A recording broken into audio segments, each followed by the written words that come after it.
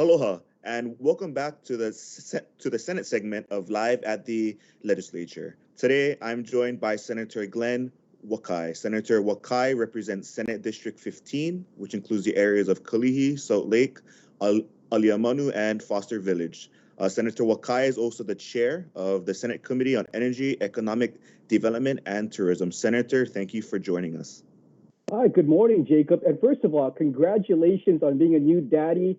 What a blessing to you and your family and to the community here in Hawaii. Congratulations on your Thank you, Senator. son. Oh, Thanks, welcome. Senator. You know, COVID-19 has had a detrimental impact on our state's economy, and especially on your district. Your district includes many small mom and pop shops, but you've been a big advocate for them during this pandemic. Can you talk about your bill, SB 946, which aims to prioritize commercial rent relief for monies received through federal funding? And can you talk about why this bill is super important? Well, Jacob, the pandemic has really decimated our community. And you see on the daily news the infection count and unfortunately the death rate here. But what we don't measure oftentimes is the perishing rate of businesses here. And the state has done a pretty decent job. I know there were some problems at the get-go for unemployment insurance benefits, but we've doled out more than $1 billion of assistance to people who need to pay rent, mortgage, electricity bills, and their daily food, going through their daily lives. But what we haven't really paid attention to from the state level is the strength and vitality of our businesses. So this bill that you refer to, Senate Bill 946, is to provide $180 million of rent relief to business owners to help pay for their commercial rent. And this is predicated on the federal government giving us money. So this is not going to come out of what's called the general fund here or local taxes. But if the federal government is going to be our tooth fairy and give us a whole bunch of money like they did last summer, we're hoping that with this bill, we can pull out a portion, $180 million, to help businesses survive this pandemic. Because as we try to get people back to work, I mean, they've got to have businesses to go back to. And once a business dies, it is very, very difficult to revive them or put another tenant in the place of a commercial space. Thanks. Yeah, and Senator, your district, which also includes the Sand Island area, is home to many critical businesses that are super important to our state's overall economy. How has the COVID-19 pandemic affected your district in other ways? Your district also includes the Kalihi area, which is home to many middle-class working folks. And how has the COVID-19 pandemic impacted them? Yeah, I mean, you're absolutely right. I have Kalihi, Salt Lake, and Foster Village right by the stadium, a real blue-collar, middle-class community. So when businesses go out of business, then those folks just don't have any kind of economic opportunities. And, especially in the Kalihi area, there's a lot of small businesses, a lot of warehouses, distributors that either half of them, I would imagine, are no longer in existence. And we got to make sure that we do our best to keep the other half in existence. And also in my area is the airport. And, that's the economic lifeblood for the state. So at one point we were talking about over-tourism when we had 10.5 million visitors. Last year we had 2.7 million visitors. Now we're just crying like, please come, but come safely.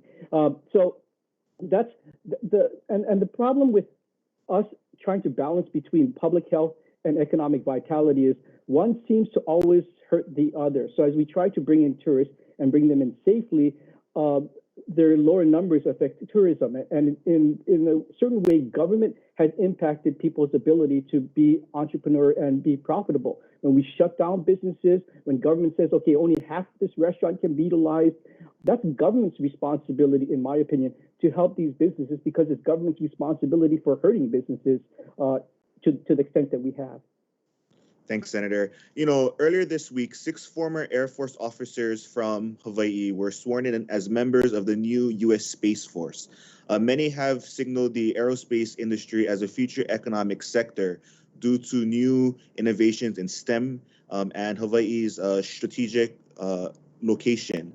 Another one of your bills, SB 935, would establish the Office of Aerospace development in the Hawaii Technology Development Corporations. Can the aerospace industry really be the next big thing for our state?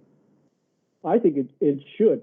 I mean, when President Trump announced the idea of a space force 3 years ago, I thought like, what? That's kind of crazy.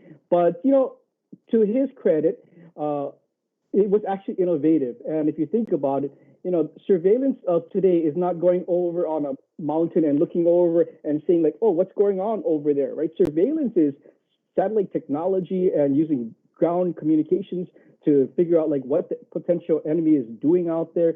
So I think it's actually kind of a smart move to have America lead in space, not just for defense and military purposes, but I found it amazing that all of us live off of this, right? Our mobile phones, and right now we need 20,000 satellites to satisfy our appetite for Wi-Fi, right? So we can watch Netflix and go buy stuff on Amazon, whether it's in Hawaii or whether it's in the middle of the Sahara Desert, we want to have Wi-Fi access. And Hawaii, because of our proximity to the equator, is the best place in America to launch satellites into space because it takes less fuel because we're moving faster than any other state in the nation. And one day during your son's lifetime, man is going to colonize the moon. I mean, it might sound crazy, but the man is going to get to the moon.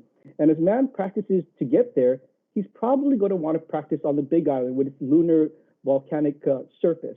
And of course, we know that we have the best set of telescopes on the planet on Mauna Kea. So all of those inputs, to me, makes Hawaii the perfect place for us to be global leaders in aerospace. So we really should stop looking at our location as a disadvantage and figure out how is Hawaii's isolation and unique position to our advantage. And I really think that aerospace is one of those areas that we should be paying far more attention to.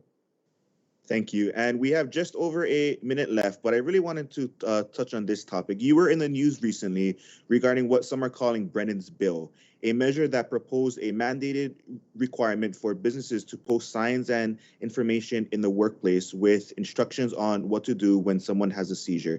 Can you speak briefly on this bill? Because I know this bill is very special to you personally. Well, what I love about the legislature is we get a master's degree in everything. And to be honest, before the session, I didn't know too much about epilepsy, but because of this young boy named Brennan Yamaguchi, who goes to Marino, he's taught me a lot. It was his kindness where he wanted to help out his friend. His friend has epilepsy.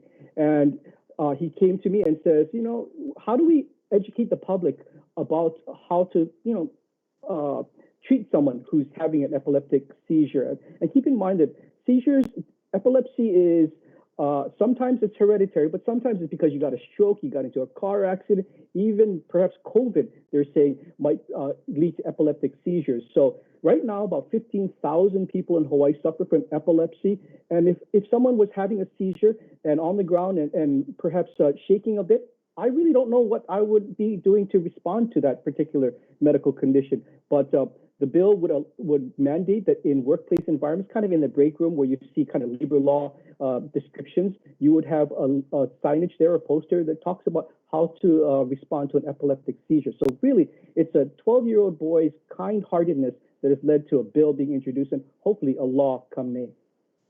Thanks, Senator. Time has run out, but thank you so much for joining us. And we look forward to seeing you folks at home next week on the Senate's segment of Live at the Legislature. Mahalo. Aloha.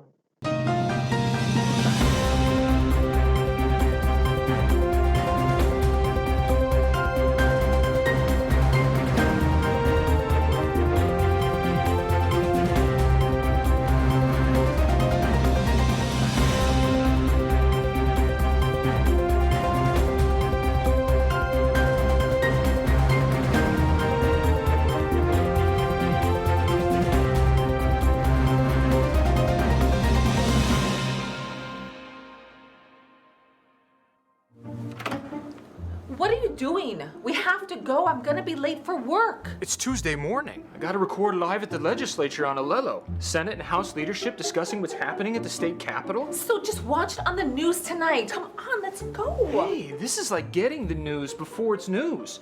If only I could get this remote to work. There. Can we go now? No DVR? No problem. Watch Wednesday evenings at 7 p.m. on Channel 49.